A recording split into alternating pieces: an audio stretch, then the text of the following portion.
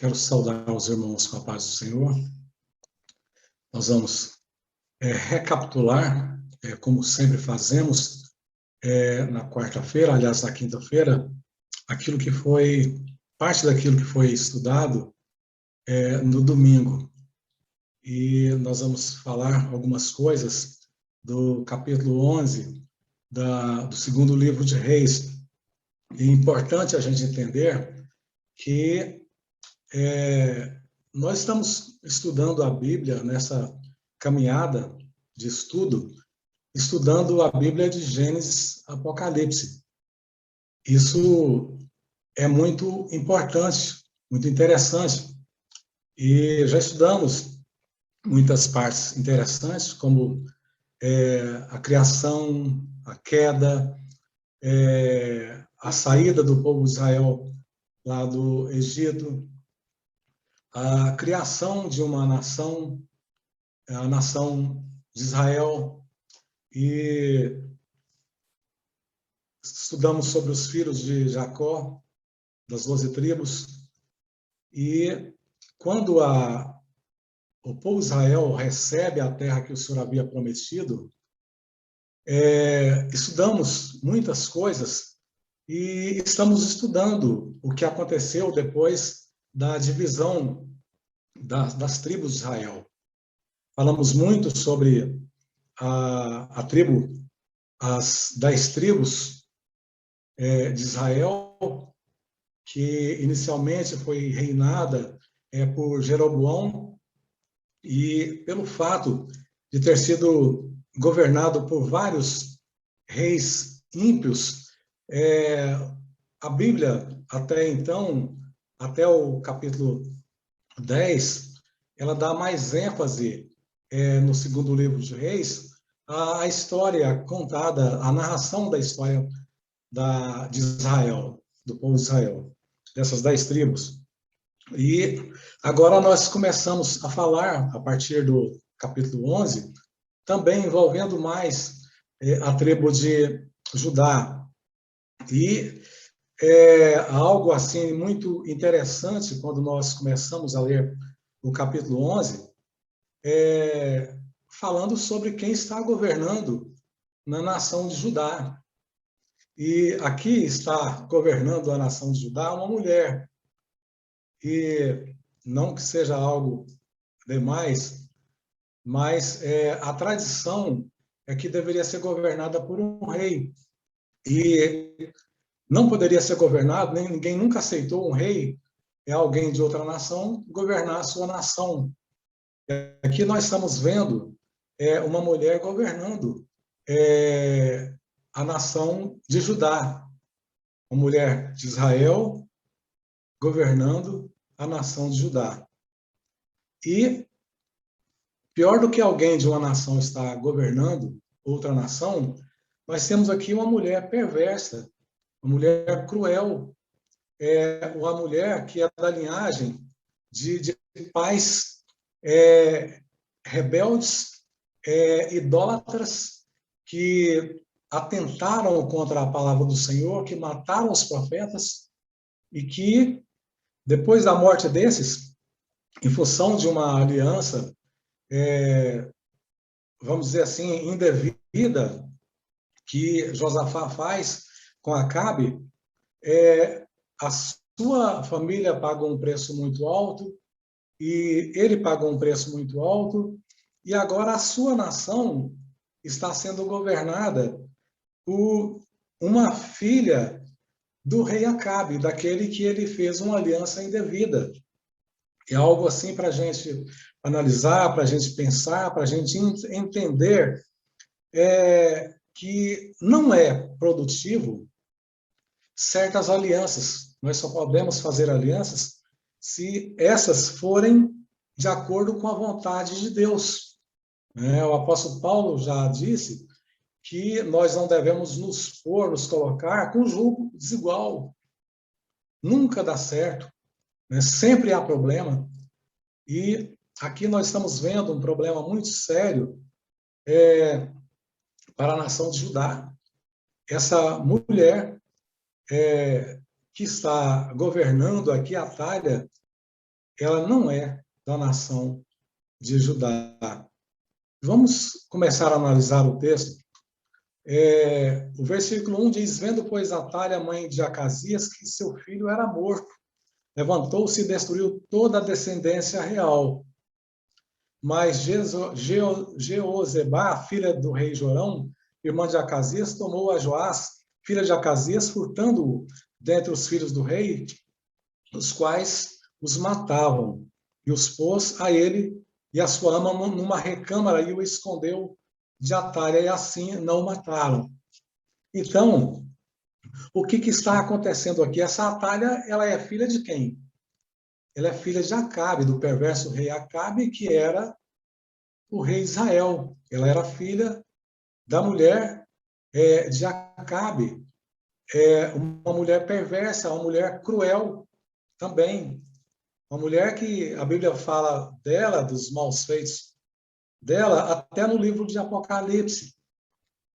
E aqui, a filha desse casal está governando agora a nação de Judá, por uma questão de uma desobediência, podemos dizer assim, do rei Josafá, aquilo que é vontade, aquilo que é princípio da palavra de Deus. E o texto está dizendo que Atalha, mãe de Acasias, que morreu, né, ele foi matado, foi morto pelo rei da Síria, aliás, por Jeú, depois que Jeorão voltou de uma guerra juntamente com Acasias, voltou de uma guerra contra a Síria, e foi se curar. E Jeú, amando do Senhor, vai lá e mata o rei Jorão e mata também Acasias, que era o rei de Judá. E agora, aqui o texto está dizendo que essa Atalha, filha de Jezabel, quando ela percebe que seu filho está morto, ela levantou-se e destruiu toda a descendência real, destruiu toda a descendência de Judá. Isso por quê? Porque se tivesse algum outro da nação de Judá, se sobrevivesse alguém da nação de Judá, ele haveria de reinar sobre Judá. E ela exterminando por completo os descendentes, não sobraria ninguém para postular o cargo de rei, e sobraria para ela. Foi isso que aconteceu. Então, ela eliminou todos a descendência real para que ela pudesse governar. E, por incrível que pareça, a perversidade, a crueldade dessa filha de Jezabel, mais de Acabe, é tão grande que essa descendência, pelo fato de Jeorão,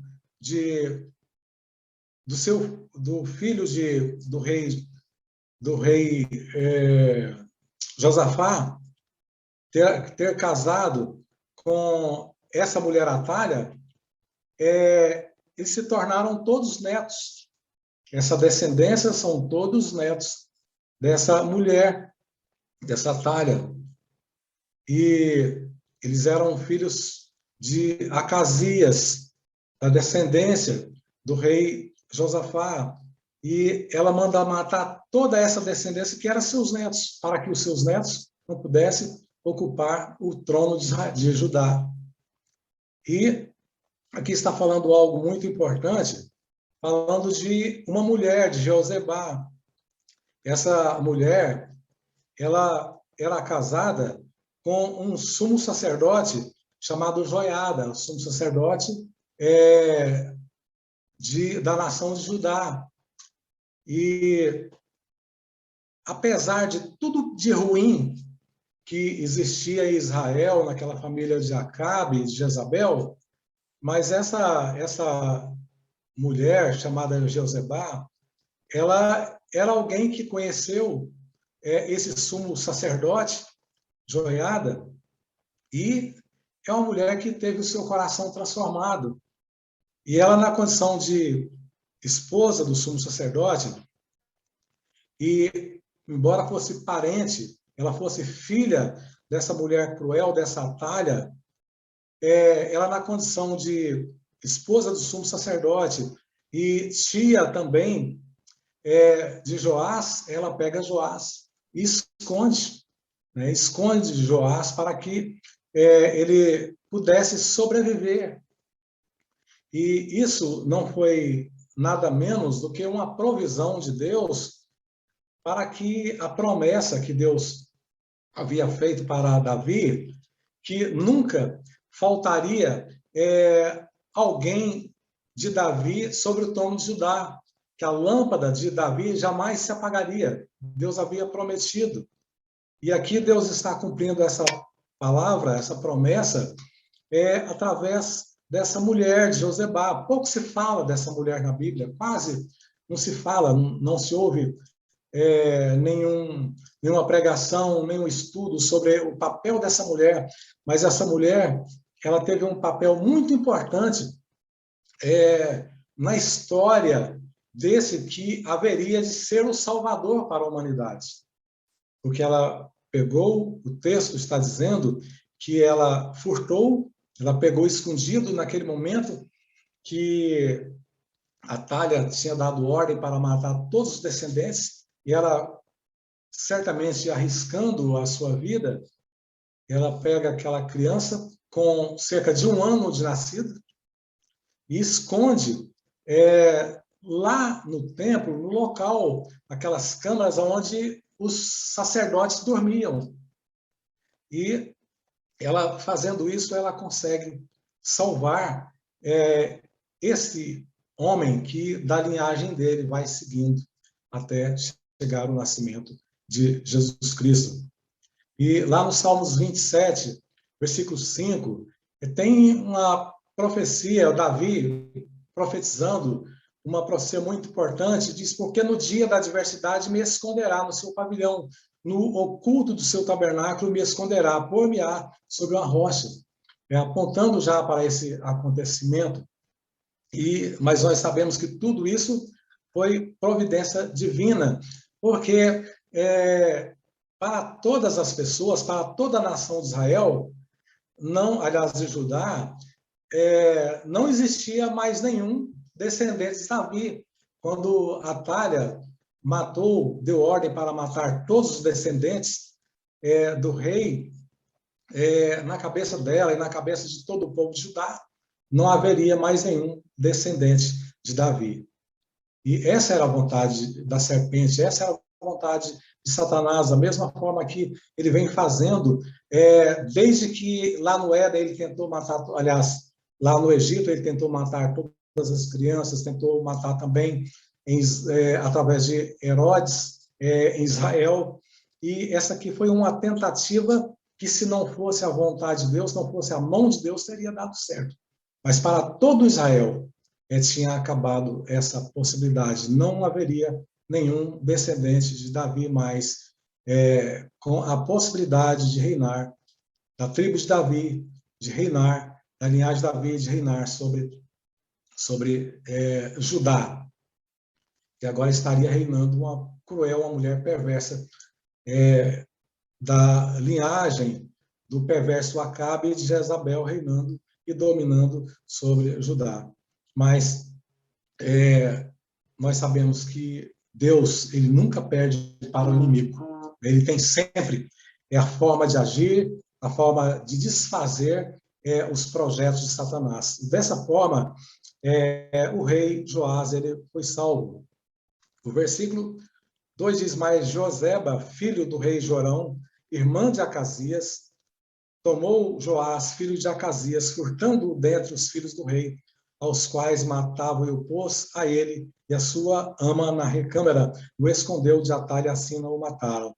A gente vê que está aqui tudo entre família.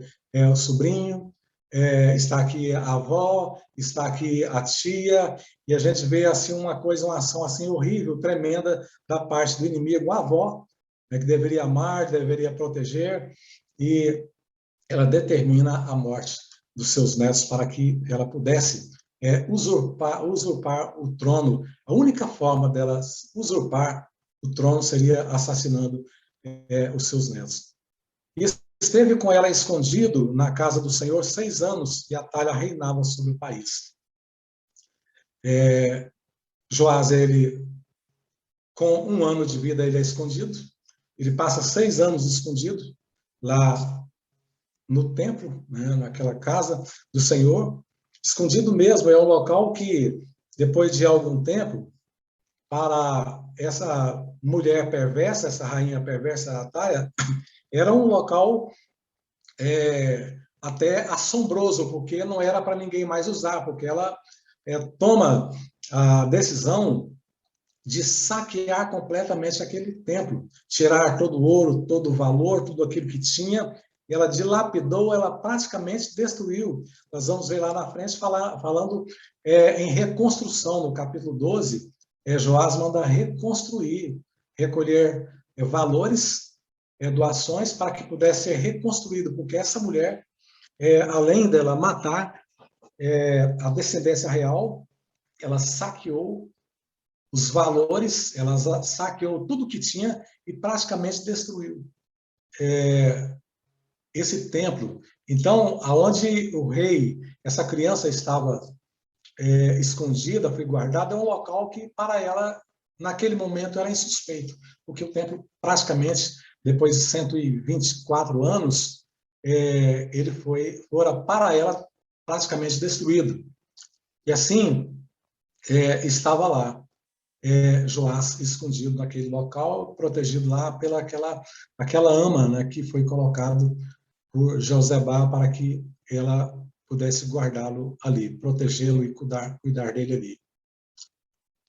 E no 7º ano enviou Joiada e tomou os centuriões com os capitães e com os da guarda, os colocou consigo na casa do Senhor e fez com eles uma aliança, e ajuramentou-os na casa do Senhor, e mostrou-lhe o filho do rei, e deu-lhes ordem, dizendo: isto é o que haveis de fazer. Uma terça parte de vós que entrais no templo, uma terça parte de vós que entrais no sábado, fará a guarda da casa do rei. Outra terça parte estará à porta de sul, e outra terça parte à porta de trás dos da guarda. Assim fareis guarda desta casa, afastando a todos. E 2 partes de vós, a saber, todos que saem no sábado, farão a guarda da casa do Senhor junto ao rei. E rodeareis o rei, cada um com as suas armas na mão, e aquele que entrar entre as fileiras o matarão, e vós estareis com o rei quando sair e quando entrar. Fizeram, pois, os centuriões conforme tudo quanto ordenaram os sacerdotes Joiada, tomando cada um dos seus homens, tanto os que entravam no sábado, como os que saíam no sábado, e foram ao sacerdote Joiada. E o sacerdote deu aos centuriões as lanças e os escudos que haviam sido do rei Davi, que estavam na casa do Senhor. E os da guarda se puseram cada um com as armas na mão, desde o lado direito da casa até o lado esquerdo da casa, do lado do altar e do lado da casa em redor do rei. Então Joiada fez sair o filho do rei e lhe pôs a coroa e lhe deu o testemunho. E o fizeram rei, e ungiram e bateram palmas e disseram: viva o rei. E Atalha, ouvindo a voz dos da guarda e do povo, foi ter com o povo na casa do Senhor. E olhou, e eis que o rei estava junto à coluna, conforme o costume, e os príncipes e os trombeteiros junto ao rei, e todo o povo da terra estava alegre, e tocava trombeta. Então Atalha rasgou as suas vestes e clamou: traição, traição.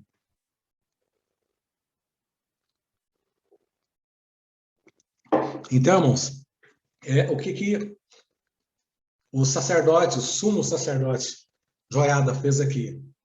Ele fez esse plano e guardou ali Joás durante 6 anos, até ele completar 7 anos, e depois ele reúne o exército. Ele reúne o exército porque Judá tinha sido tomado por alguém de outro rei que estava acabou com o templo do Senhor, estava acabando com a lei, com a ordem, e ele reúne todo o exército de uma forma estratégica e para que eles pudessem proclamar aquela criança de 7 anos como o rei de Israel. Nós podemos imaginar aquela situação daquela criança de 7 anos percorrendo as ruas de Jerusalém até chegar ao templo. E quando chega no templo, eles prepararam, logicamente, que eles melhoraram o aspecto do templo, e ali tinha um local, um púlpito, que o rei, quando frequentava o templo, ele se assentava ali, o trono dele naquele lugar. E nós podemos imaginar aquela criança percorrendo as ruas de Jerusalém, chegando ali, sendo colocado aquela coroa na cabeça dele, ele nem sabia o que estava acontecendo com ele. Ele não entendia, aos 7 anos de idade, provavelmente ele não tinha noção nenhuma daquela situação. Mas foi um momento muito especial, um momento muito alegre para a nação de Judá. E a gente vê a estratégia de Joiada sendo usada por Deus para que pudesse praticamente tomar a nação de volta das mãos daquela mulher perversa. A forma estratégica que ele colocou pessoas do exército, aqueles que saíam ao sábado, ele disse, olha, vocês não vão sair. Ninguém vai embora mais para sua casa, não tem mais folga.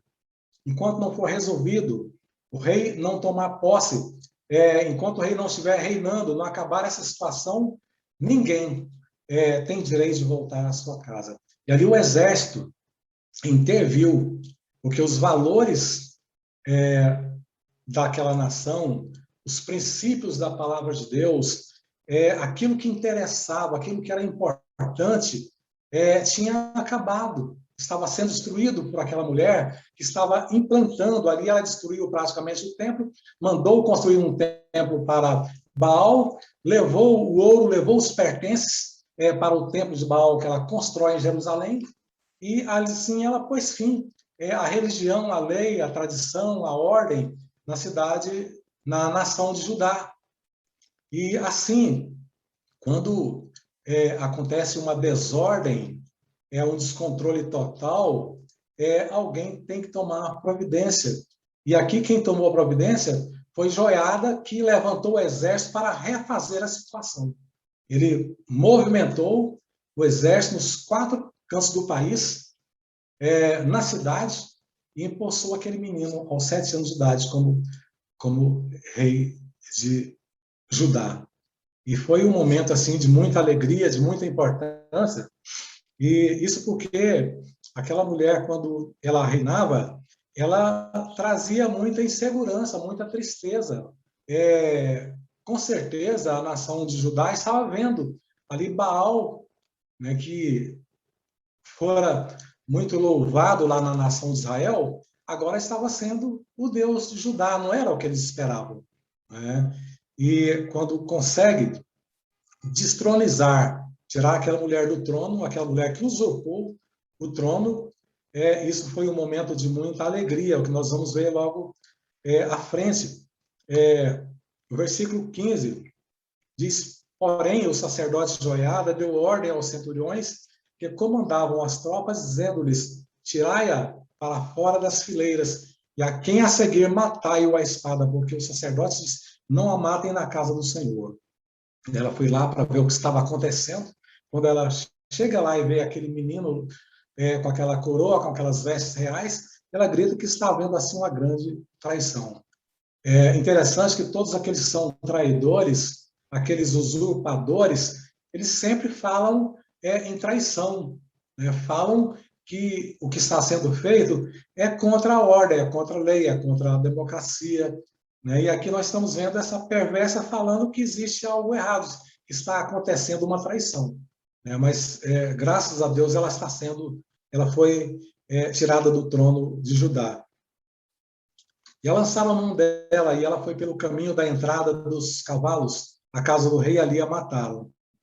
E Joiada fez uma aliança entre o Senhor e o rei e o povo, para que fosse o povo do Senhor, como também entre o rei e o povo. Então todo o povo da terra entrou na casa de Baal e e a derrubaram, como também os seus altares e as suas imagens totalmente quebraram. E a Matã, sacerdote de Baal, mataram diante dos altares. Então o sacerdote pôs oficiais sobre a casa do Senhor e tomou os centuriões e os capitães e os da guarda e todo o povo da terra e conduziram da casa do Senhor o rei e foram pelo caminho da porta dos da guarda e a casa do rei. Ele se assentou no trono dos reis. E todo o povo da terra se alegrou, e a cidade repousou depois que mataram Atalha, a espada junto à casa do rei. E era Joás da idade de 7 anos quando fizeram rei de Judá. Então nós estamos vendo aqui que depois que ela foi morta, o povo se levanta e vai lá, destrói todos os ídolos de Baal, destrói aquele templo, destrói tudo que ela havia feito para a adoração de Baal, matam também o sacerdote de Baal, Matã, e todos os centuriões e os capitães, os da guarda e todo o povo da terra conduziram a casa do Senhor. O rei foi conduzido à casa do Senhor. Foi uma solenidade muito maravilhosa. E o versículo 20 diz: e todo o povo da terra se alegrou, e a cidade repousou depois que mataram Atalha. O povo se alegrou, a cidade repousou. Nós percebemos que havia uma intranquilidade em Judá. Em toda a terra havia intranquilidade com aquela situação. Depois que ela foi morta, o povo, a cidade repousou e a cidade se alegrou. Então nós podemos imaginar o que estava acontecendo na nação de Judá depois que essa mulher usurpou o trono. E temos que analisar também que tudo isso que aconteceu, essa mortandade, essa situação terrível, Judá, que era a tribo de Davi, agora adorando a Baal. Nós tínhamos visto nos estudos que nós fizemos, falamos de Jeroboão até a descendência de Acabe, eles adorando outros deuses. Né? A casa de Acabe adorando a Baal. Mas imaginar que a tribo de Davi seria obrigada a fechar o templo, praticamente destruir o templo, e eles terem que adorar a Baal, isso era uma coisa assim inimaginável. Né? Mas, infelizmente, por causa dessa aliança impensada, indevida, feita sem consultar o Senhor, infelizmente, Judá chegou a essa situação. Isso para nós é de muita importância, porque nós temos que analisar as alianças que nós fazemos e temos que pensar que no futuro isso vai trazer problemas sérios. Josafá, ele morreu e ele não tomou conhecimento da situação trágica que ele proporcionou à nação de Judá. Ele nunca imaginou o que aconteceu, o que aconteceria com aquela atitude dele, que ao invés de confiar no Senhor, porque o motivo dessa aliança é uma questão de guerra que estava acontecendo entre Judá e outras nações, e às vezes problema entre Judá e Israel. E aí o rei Josafá ele faz uma aliança com Acabe. E nessa aliança envolve o casamento do seu filho, Jorão, com essa filha de Acabe e de Jezabel. E desse casamento, dessa aliança, trouxe toda essa tragédia. Nós temos que pensar muito nisso, porque nós temos que analisar que de todas as nossas atitudes, nós colheremos frutos positivos ou frutos negativos. Né? E como está acontecendo aqui, muitas vezes acontece depois de nós. A nossa geração vai colher, vai pagar um preço muito alto por isso. Que Deus tenha misericórdia de nós, que nós possamos refletir nesses estudos tão maravilhosos que nós temos feito e que os exemplos positivos nós possamos seguir e os negativos nós possamos rejeitar. Que Deus possa continuar dirigindo as nossas vidas.